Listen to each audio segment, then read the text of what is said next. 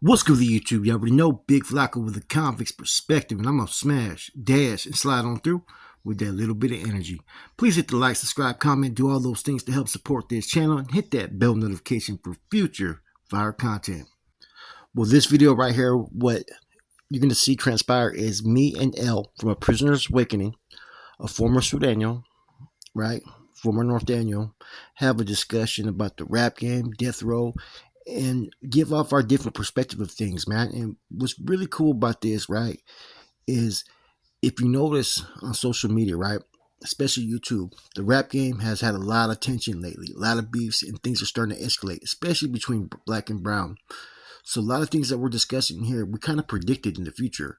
Now, we also give our take and what we feel about death row, which is a very sensitive topic, man. So you got two former convicts having a discussion about some very, very, I say, crucial, important, and delicate issues that are going on currently in the community, and we give off our perspective as always. And a lot of you guys keep on asking, when are you going to do something with L? When are you going to do something with APA? Well, I have none other than L from APA, A Prisoner's Awakening. If you haven't subscribed to his channel, tap in and subscribe to it, man. How you doing, L? I'm good, bro. Just happy to be alive, and one day above ground is a good day. You know that. Yeah, I've been trying to do this for about 2 weeks now, man. You've been busy. Yes, So we're going to be discussing like open topics, man. Like, a lot of things are going on in this world, man. Besides, YouTube, a lot of people are diving into the rap scene and whatnot, man. So those are the two major issues I've been noticing lately. Is one is the rap scene, man. There's a lot of rappers that are being killed nowadays, man.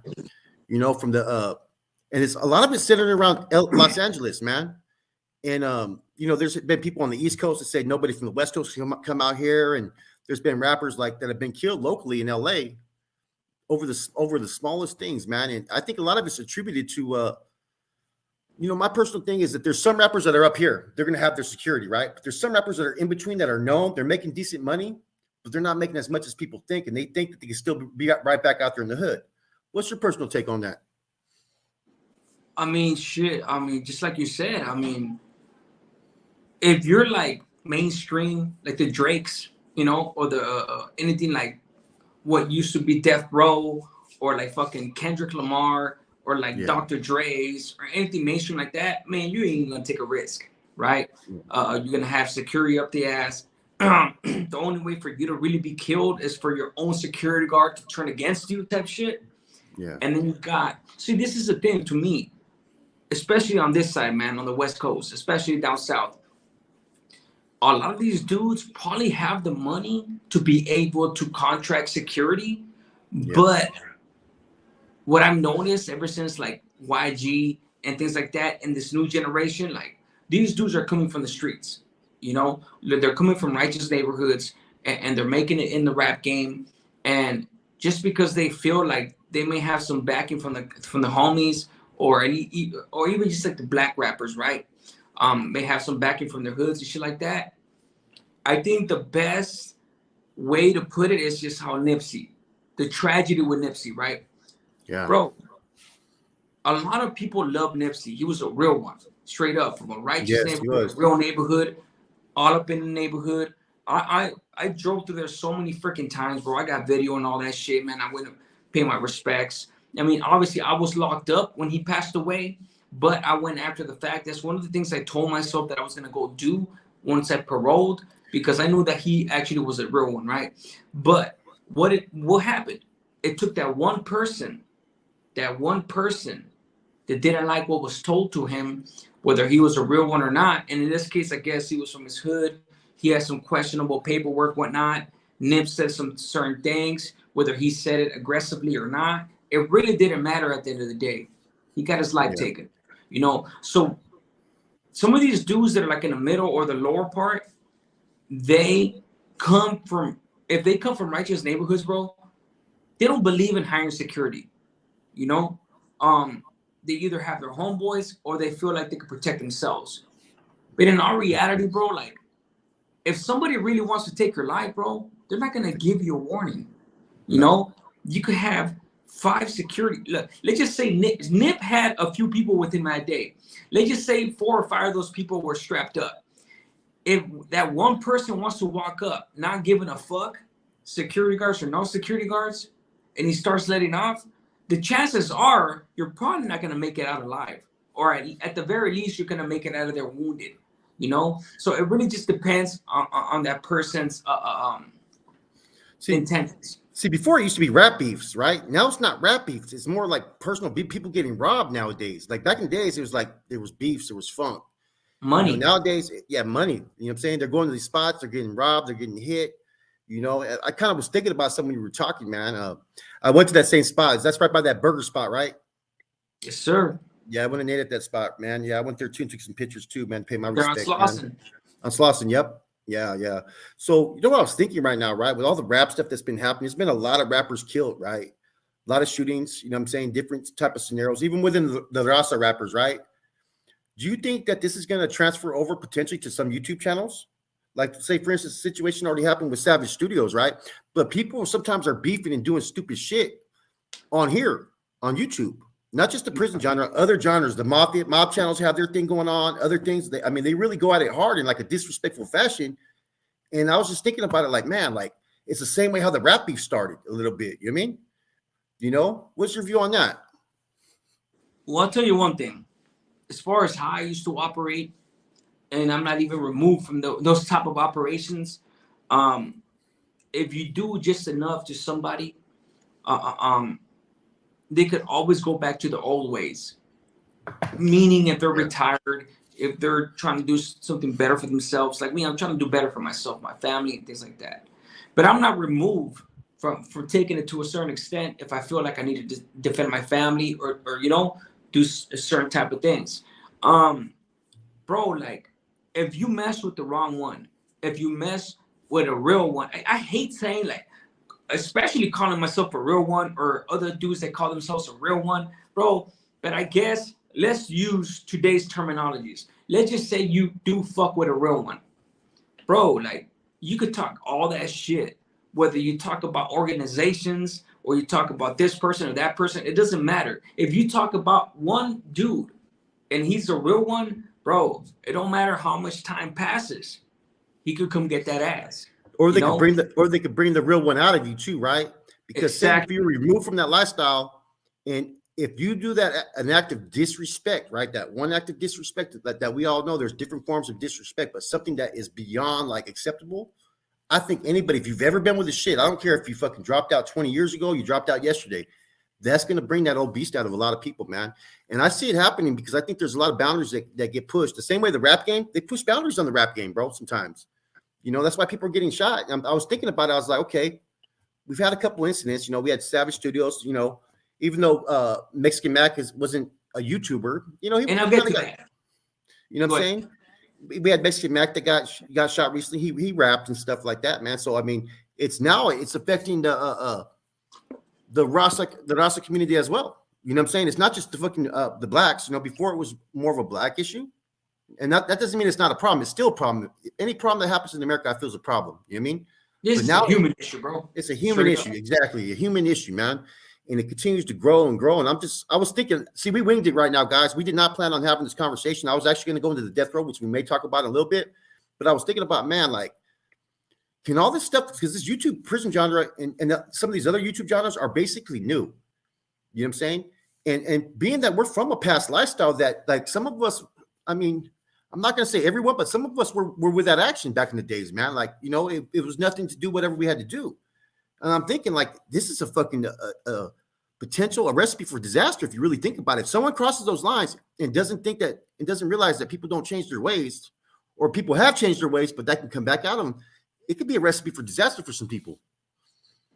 So look, let me put it to you like this: for all you dudes out there that are trying to, and I'm not necessarily trying to advocate for the homie right here. Obviously, you know, we have a good relationship, bro. You know, you've never spoken on me, and I respect that. I've never spoken on you, at least on blast, right? So I've never spoken about you even behind the scenes. I'm just saying, Sammy the Bull Gravano, and we talked about this earlier. He informed on John Gotti, right? We're talking about a fucking serial killer for all intents and purposes. How many lives did this dude take? Was it 32 or 20? Somewhere down there. At least 20 murders that he got fucking, you know, immunity for, right? So after he testified, whatever, what did he go on and do? He got caught up for the shit that you got caught up for. Bro, you know, just because you fucking do what you got to do and inform on somebody, whether I'm advocating for it or not, I'm not saying I am. I'm just saying, like, bro, like, my point with this is this. Bro, it doesn't matter what you want to call somebody. A rat, a this, a piece of shit. You went to the other side. You walked the SNY yard. This. Bro, they could still take your life. As long as another man has life in them, they could take your fucking life. So watch what you say. And if that man feels, what you say, bro. Like, honestly, to me, it's just like, you know, we're trying to do the best that we can now as reformed men, right? But when motherfuckers keep pushing buttons, they keep pushing buttons and they keep taking it there. It's just like you don't even understand the type of individuals and the caliber that you're fucking with, you know? Because you could try to make it seem all that good, but if you never really truly live that life, then I understand why you're running your mouth. You know, because if you had discretion, if you really have lived that type of lifestyle, a real lifestyle, you wouldn't be running your mouth. And you especially wouldn't have your trolls and your buddies and all that trying to smut other people up type shit. You know, so just like, and you're right. You know, we were just winging this. You know, you asked me a question and we took it from there. And that's, bro, I wouldn't have it any other way, honestly. Yeah. Speaking of which, it's crazy scenario, man. I agree, man. People sometimes, man, like I'm watching the rap scene, I'm watching the YouTube stuff, and I'm seeing, man, look what happened with Savage, man. Like, you know what I'm saying? Hold on. Before you get to that, let me make a point. That's why I brought it up. My bad, bro. I hate to interrupt. No. I brought that up. I brought that up because I knew you had something on your mind. That's why I brought it up. Yeah. Thank you. Savage, thank you for reminding me. Savage fucking Studios, man. You know, we messaged back and forth one time, one day for like about 5 minutes, and that's the only interaction me and that dude ever had. And you know, I actually was talking to Tony for Stories Read by a Current Prisoner, and I was talking to him, and I told him I would never mess with this dude. And the reason why I wouldn't mess with him was because too much controversy. You know, he had too much going on, and he was saying way too much, you know, and not even like exposing certain shit, because this dude right here, Savage Studios, bro, rest in peace. He never really did time with Senores or anything like that. Savage Studios was somebody that, you know, spent just enough time on the main line to know the Mesa system and shit like that. And then he went to the other side, and that was that, you know, and he was a 2-5er and he did whatever. So to me, like, no disrespect for the other side, for 2-5ers and all those SNY gangs. I respect both sides, but he was more adept to that than the other side, like I was, you know. And because of that, because of the shit that he has said and disrespected certain organizations, I could never really ever collaborate with him, only because my channel is predicated on the fact of trying to help youngsters, you know. And I've said it before, I don't mess with anybody that's active. And I'm talking about SNY active or GP active. Active is active, bro. You know, GPs are never going to be able to acknowledge the SNYs as active, because it's just, you know, they don't see that as a possibility, right? And what my definition of active is somebody that's actively pushing a gang, you know, SNY gang, street gang, GP gang, or whatnot. It doesn't matter. You know, they may get mad at me for saying or acknowledging the SNY gangs as being active, but honestly, bro, they're over there killing people. They're over there killing people. They're over there actively checking paperwork. They're over there actively putting in work. You know, I don't advocate for that type of shit, just like I don't advocate for the GP. Respect for both. If that's what you're willing to die for, it is what it is. But just like somebody once upon a time tried to make me look like a hypocrite for interviewing Marvelous Minds, right?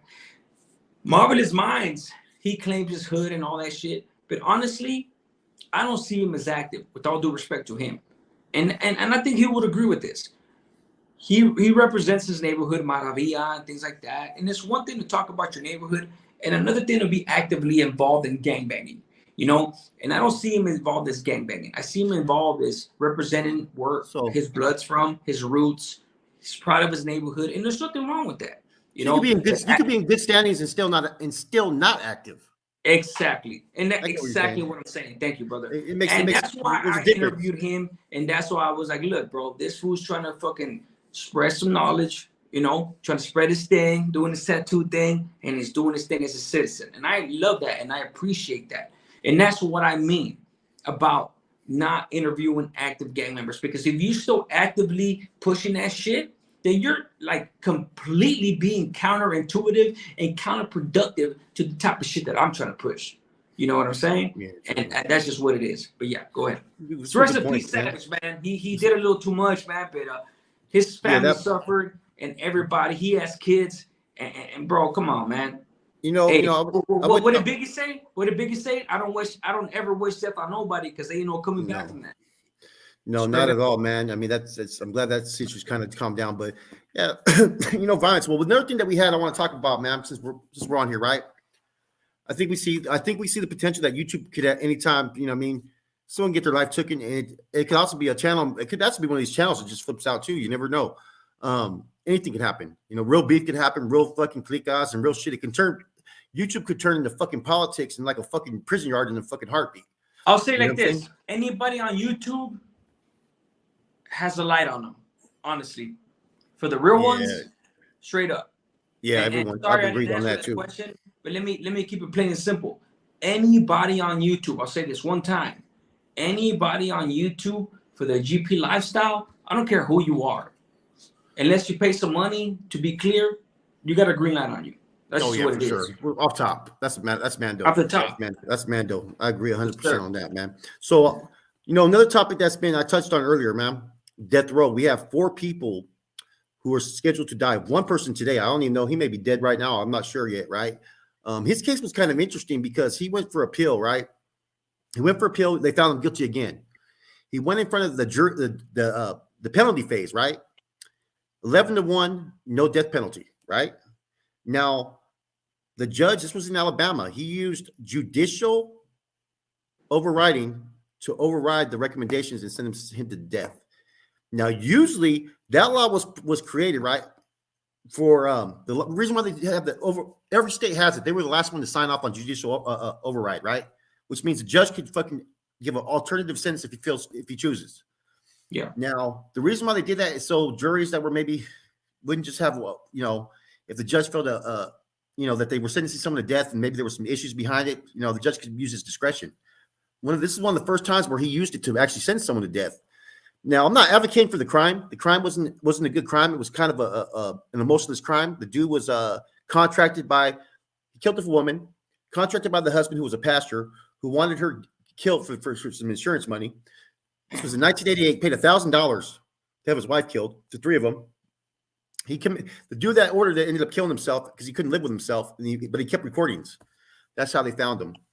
Now, me personally, most cases I'm like that's the last resort. I mean, as far as the death penalty, if it's something against kids off top or elderly, or against an innocent woman, I'm usually like, I'm all for the death penalty. What is your opinion? Damn. I mean, okay, so a pastor hired a hitman to kill his wife. Did he say why? I mean, not that it matters, but like insurance money. Insurance money. That's the only reason she did nothing wrong. Nothing wrong, bro.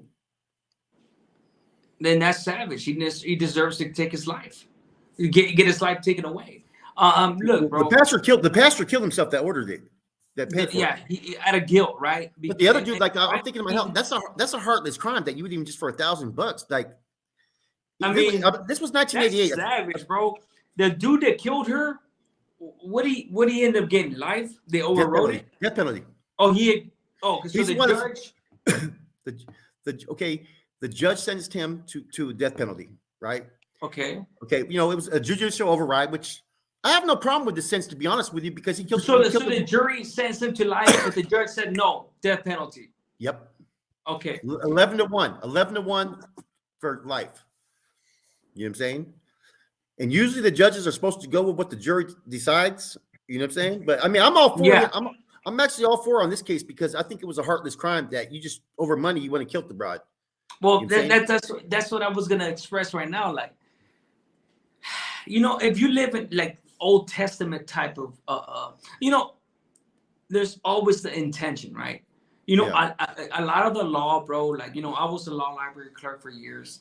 And what I noticed is a lot of the laws have to do with intention. What are your intentions? Hence, first degree, second degree, third degree.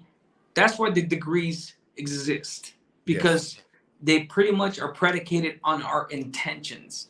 And if Yeah. you're cold-blooded enough to kill somebody over insurance money for no other fucking reason that you're fucking greedy, whether you turn around and feel guilty and kill yourself later, I don't have no fucking type of fucking Exactly. sympathy, you know, Yeah. because she's dead, and that's just what it is, and that's fucked up, because she shouldn't have had to lose her life. So the death penalty, bro. Look, I think a lot of us will understand or even agree that when it comes to child molesters and rapists and Whack those 'em. type of crimes, no question, right? But this, my answer will be this: if and you guys may be disappointed, but at least you'll see, on this case, he deserves to get his life taken away, straight Yes. up, because that's some bullshit.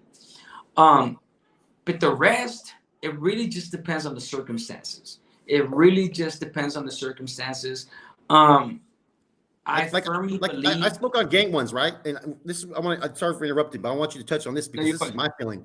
Okay. The gang lifestyle culture, there's a lot of shootings. There's a lot of, and what I explained to that is when you're in that lifestyle and in that mentality in those neighborhoods, it's the act of doing, it's not fucking, it's the act of doing business. It's the normalcy. You know what I'm saying? I think those people who maybe catch those murders at a young age, a murder like gang banging out there in the streets, which I don't advocate, promote, or condone. I think that there's still potential for them to change down the ways because it's a little bit different than these crazy senseless crimes. It's the way the streets are. It's the normal for most of us that live out there to clap at someone, shoot at someone. You know what I'm saying? To try to take a life. Because if it's not me, it's going to be them. So I don't try to categorize. It sounds kind of a little bit like I'm trying to categorize murders, which I kind of am. But if you live that lifestyle on the streets, I know you can relate to where I'm coming from because that's the But normalcy. bro, I get what you're saying. It just depends on the circumstances, bro. It Yeah. really does. You know, and there's some cold-blooded crimes, serial killers that just kill for the sport. Those type of motherfuckers need to be dead. Yes, You I know, agree. but at least us, we have an ideology behind it. There's a reason why we do it. There's a justification, right? It's wrong, but at least we're not fucking crazy. You know what I'm Yeah. saying? There's a logical reason behind it. You know what I'm saying? So yeah, man. And in closing, I will say this, bro. It was a great conversation. I do appreciate you having me on here. Um, um, one more note on the YouTubers, bro. It don't matter if you're exposing game on organizations. It don't matter really what you're doing on YouTube, bro. It matters how you carry yourself, because if you're out here doing shady shit against other channels, against other people, against whoever, right? All it takes is that one person to finally see you on the streets and do some harm to you. I hope it never Yes. happens. I'm just saying, you know. So keep it clean, man. Keep it respectful. I'm always gonna keep it respectful. And if you ever hear me say some shit, excuse me, it's gonna be out of defense for my principles, my family, and myself and my channel. And that's just what it is, my boy. But yeah, Okay. thank Always you got for to my having me. family. Hey, thanks. I'm gonna continue on and record a little bit longer. I'm just gonna elaborate Yes, on. sir. I'm gonna do a little fault. I appreciate having you on, man, and I'll be on your channel soon too. Yes, sir, my boy. It's an honor having you, bro. Or you having me. Appreciate you. Most definitely. Appreciate you, brother.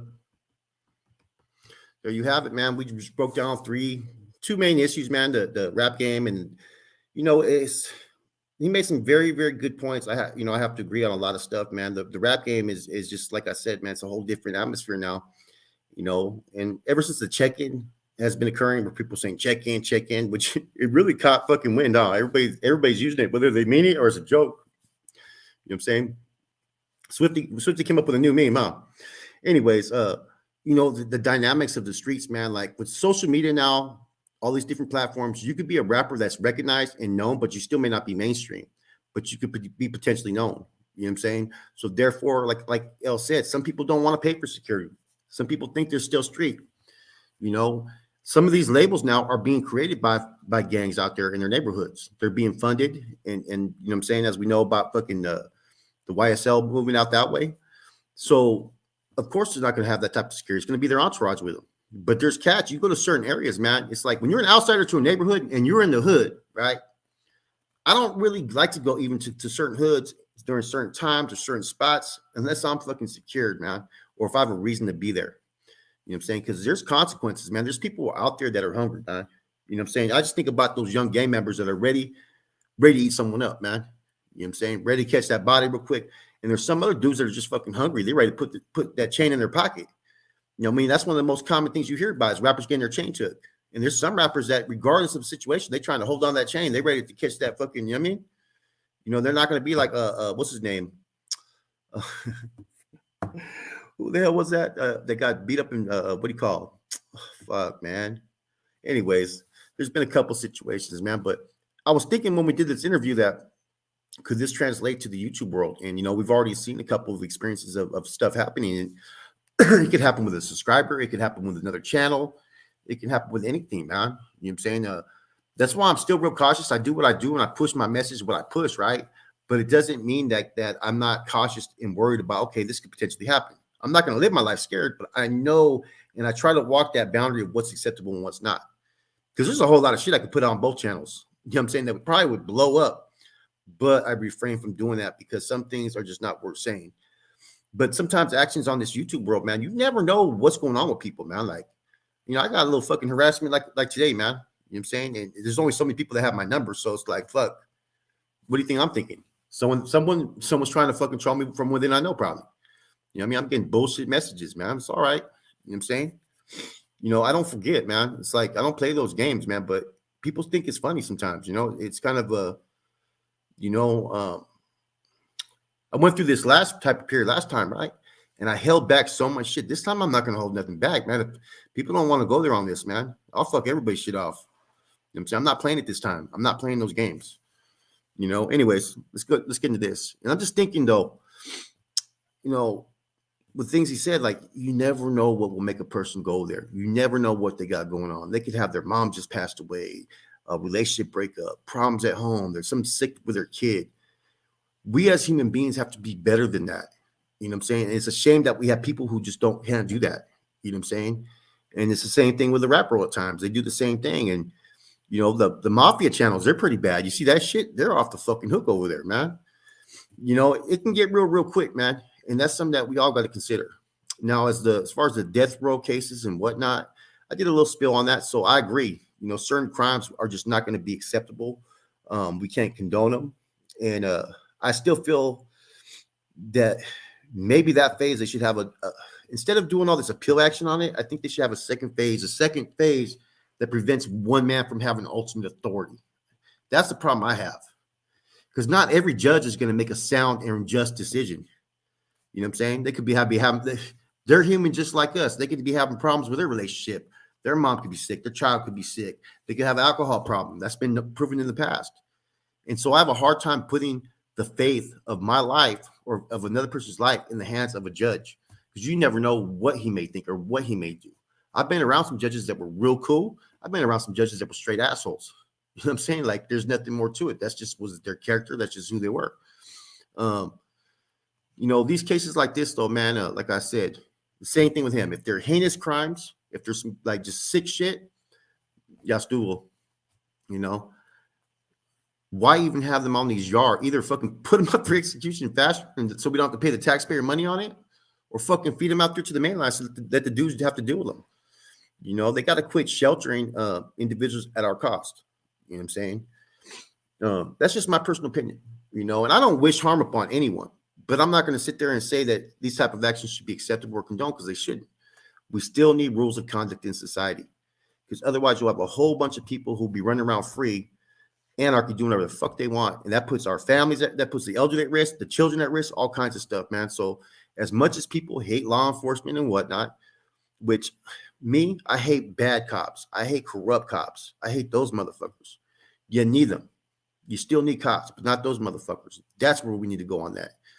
Anyways, I'm getting off a little off traffic. I mean, off subject a little bit. I said traffic. anyways, yeah, it was a good little input from Mel, man. You know what I'm saying? His different theories and thoughts on everything, man. You know, I want to touch more on these type of cases as far as you know, death row cases, little criminal cases, just certain things that are going to make you question, like, okay, about our legal system. That's one thing I want to do on this channel. I want to talk about some more things in the community that's going on, world issues. So I think identifying, and I also want to try to have people we not may not always agree in our belief system, but show how we could bridge the gap. You know what I'm saying? As far as even not agreeing, but being able to coexist and meet compromise. That's the one thing about all these issues that are going on in this world. No one's willing to compromise. There's no medium. Before there used to always be a medium.